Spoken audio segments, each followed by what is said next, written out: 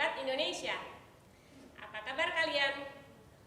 Marilah senantiasa berdoa, semoga Allah yang Maha Kuasa melimpahkan rahmat, kesehatan, dan kesejahteraan pada kita semua.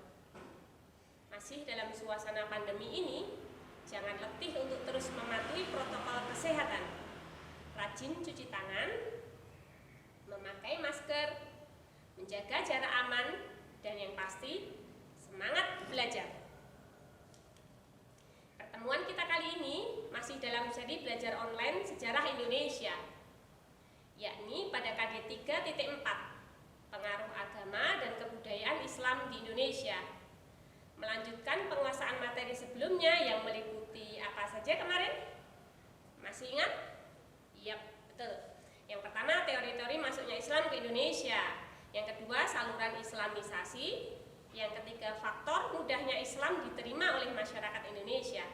Sedang bahasan kita kali ini adalah kerajaan-kerajaan Islam di Indonesia.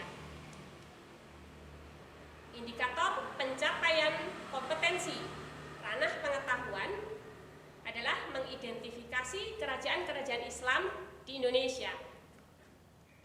Indikator pencapaian kompetensi keterampilan menggambar peta Indonesia dan menunjukkan letak kerajaan-kerajaan Islam di Indonesia dengan memberi tanda. Kita akan pahami sembari berjalannya materi ini. Bisa kita mulai? Baiklah, perhatikan peta Indonesia berikut ini. Perhatikan dan coba diingat-ingat. Peta Indonesia sudah kita pergunakan di KD sebelumnya, yaitu KD 3.2 dan 3.3. 3.2, peta ini mengingatkan kita pada jalur migrasi manusia purba dan benda budayanya. Betul? Kemudian, peta ini juga mengingatkan kita pada letak kerajaan Hindu-Buddha di Indonesia. Ada Kutai di Kalimantan Timur, ada Tarumanegara di Jawa Barat, ada Kaling di Jepara, ada Mataram, Kediri, Singosari, Majapahit yang berada di Jawa Timur, ada Sriwijaya di Sumatera Selatan, ada Kerajaan Bali. Nah, pada pembelajaran sekarang ini kita akan menggunakan peta Indonesia untuk mengidentifikasi letak kerajaan Islam. Siap semua? Kerajaan Islam di Indonesia, kalau kita melihat pada peta ini, tersebar seperti juga kerajaan Hindu-Buddha. Kerajaan Islam pertama berada di Pulau Sumatera, berkenaan dengan kedatangannya yang memang berbarengan dengan kedatangan pedagang melalui Selat Malaka. Nanti kita akan identifikasi di Pulau Sumatera ada dua kerajaan Islam besar. Yang pertama Samudra Pasai, yang kedua Aceh. Kemudian ke Jawa, di Pulau Jawa nanti kita akan identifikasikan tiga kerajaan Islam besar di Jawa. Yang pertama Demak, yang kedua Mataram Islam, yang ketiga adalah Kerajaan Banten. Sementara di Pulau Kalimantan kita akan pelajari kerajaan Islam di Kalimantan Selatan, yaitu Kerajaan Banjar. Di Sulawesi, masih di bagian selatan Sulawesi, kita akan pelajari Kerajaan Makassar atau sering disebut dengan Gorontalo. Di Pulauan Maluku ada juga dua kerajaan Islam, Ternate Tidore yang nanti awalnya akan berseteru tapi akhirnya akan bersatu dalam menghadapi Portugis. Baik, kita mulai dari kerajaan Islam pertama yang ada di Sumatera, yaitu Kerajaan Samudra Pasai. Kerajaan Samudra Pasai terletak di pantai timur Sumatera bagian utara. Perhatikan peta yang diarsir hitam. Marah Silu atau Malik Al-Saleh merupakan pendiri Kerajaan Samudra Pasai. Beliau memerintah Samudra Pasai pada tahun 1285 sampai 1297. Pada masa pemerintahannya, Sultan Malik Al-Saleh berusaha menjadikan Samudra Pasai sebagai pusat perdagangan dan agama Islam di Sumatera bagian utara. Letak Samudra Pasai kita lihat letaknya yang sangat strategis di tepi Selat Malaka memungkinkan kerajaan Samudra Pasai mengembangkan perekonomian berbasis perdagangan laut atau kita sebut basis maritim. Difahami. Kerajaan Islam kedua yang berada di Sumatera adalah Kerajaan Aceh Darussalam. Perhatikan petanya, terletak di ujung utara Pulau Sumatera. Kehidupan politik Kerajaan Aceh. Kerajaan Aceh ini mencapai masa keemasan pada masa pemerintahan Sultan Iskandar Muda. Selama memerintah, Sultan Iskandar Muda ini selalu berseteru dengan Portugis. Ini menjadi menarik. Nanti kita akan hubungkan antara eksistensi kerajaan Islam dengan kedatangan bangsa Barat ke Indonesia di bab selanjutnya. Yang kedua, kehidupan ekonomi Kerajaan Aceh. Lada adalah komunitas perdagangan utama dari Aceh. Kekayaan Aceh diperoleh dari aktivitas monopoli perdagangan lada di Selat Malaka.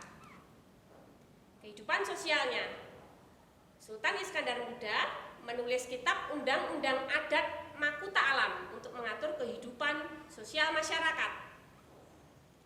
Yang kedua, masyarakat Aceh dibagi menjadi dua golongan, yaitu golongan bangsawan, ini bergelar Teuku, dan golongan ulama yang bergelar Tengku.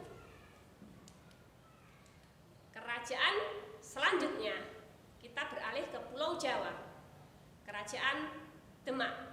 Perhatikan letaknya pada peta. Kerajaan Demak berada di Jawa Tengah bagian utara. Dilihat ya, yang ada lingkarannya. Kerajaan Demak didirikan oleh Raden Patah dan menjadi kerajaan Islam pertama di Jawa. Demak terletak di pesisir utara Jawa. Oleh karena itu, perekonomian Demak menitikberatkan pada aktivitas perdagangan, maritim, dan agraris. Agraris itu artinya pertanian. Artinya apa yang menjadi komoditas ekonomi adalah barang-barang hasil pertanian Kerajaan Demak.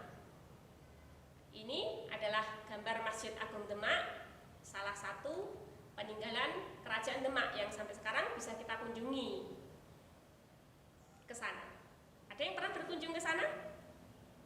Sudah pernah melakukan ibadah di sana? Apa keunikan atau ciri khas dari Masjid Agung Demak? Coba diingat-ingat. Baik, kita melanjutkan kerajaan Islam di Jawa yang kedua, yaitu Kerajaan Mataram Islam. Kerajaan Mataram ini didirikan oleh Ki Ageng Pemanahan abad 16. Dalam perkembangannya, Mataram Islam berhasil memperluas wilayah seperti pada peta berikut ini. Lihat, hampir seluruh Jawa. Kalau kalian mempelajari Mataram Islam, bedakan dengan Mataram kuno. Mataram kuno bercorak Hindu-Buddha.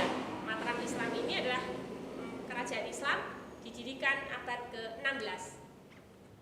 Kerajaan ini mencapai puncak kejayaan pada masa pemerintahan Sultan Agung. Lengkapnya Sultan Agung Hanyokrokusumo.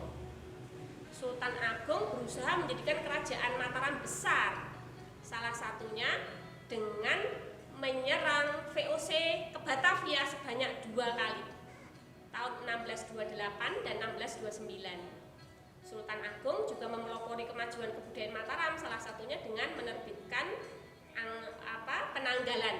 penanggalan Jawa. Itu adalah dari Sultan Agung. Kerajaan Islam ketiga di Jawa adalah Kerajaan Banten. Perhatikan petanya.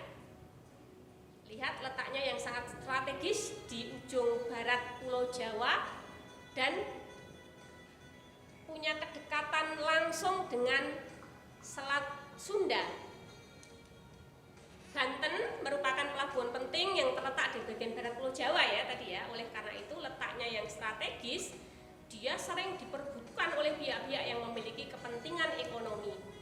Kejayaan kerajaan ini berlangsung pada masa pemerintahan Sultan Ageng Tirtoyoso. Bedakan dengan Sultan Agung dari Mataram. Sultan Ageng Tirtoyoso ini berkuasa tahun 1651 sampai 1682. Beliau berusaha memajukan perdagangan kerajaan Banten. Sultan Ageng membangun armada laut yang kuat untuk menjaga keamanan di Selat Sunda. Kerajaan Islam di Kalimantan. Kita sudah sampai di Pulau Kalimantan. Perhatikan peta. Di Kalimantan Selatan ada sebuah daerah bernama Banjar, Kerajaan Banjar. Sumber sejarah Kerajaan Banjar adalah dari kitab-kitab kuno, terdiri dari Hikayat Banjar, Kronik Banjarmasin, Sabilul Muhtadin, dan Parukunan. Pada abad ke-17, pemerintah kolonial Belanda mencampuri urusan politik dalam negeri Kerajaan Banjar. Akibatnya terjadi perlawanan. Kalian ingat tidak pahlawan nasional dari Kerajaan Banjar?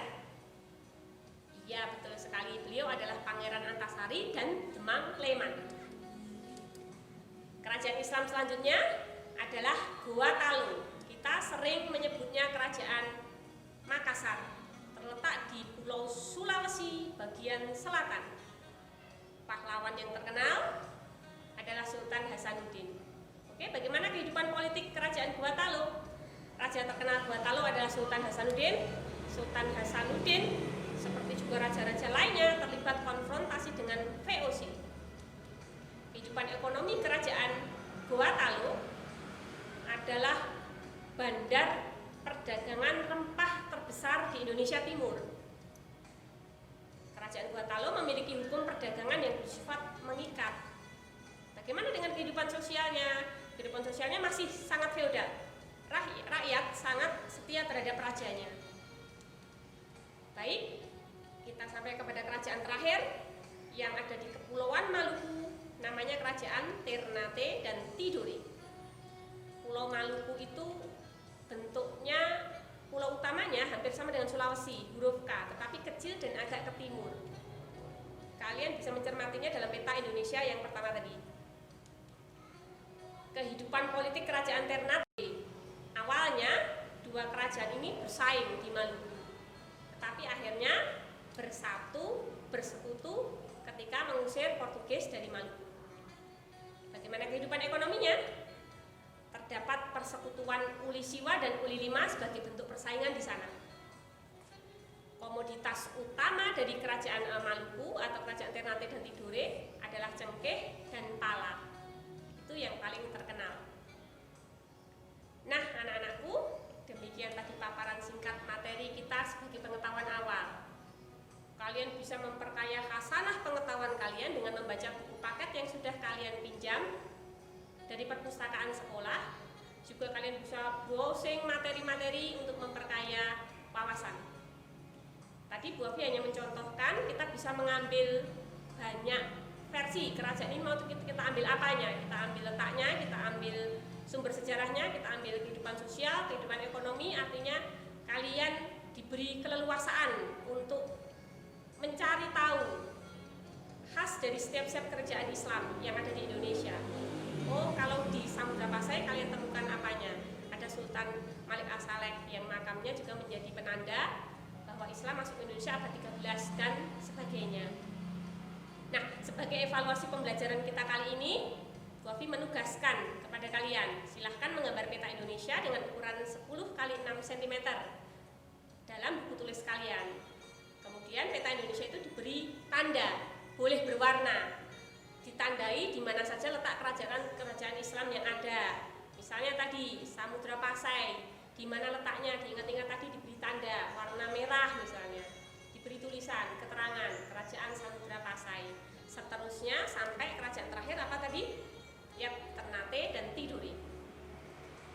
Foto pekerjaan kalian lalu upload di kantong tugas classroom kita.